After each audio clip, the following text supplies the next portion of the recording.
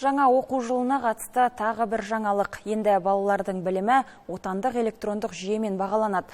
Яғни бұрынғы күнделік кезет орнына білім класс жүйесі ауыстырады. Жауаптылар бұл платформаның мүмкіндігі жоғары деп отыр. Айтуларынша, оқушылардың барлық жеке деректері құпия сақталады. Алдағы аптада ұстаздар жаңа жүйемен танысып, арнайы курстардан өтеді.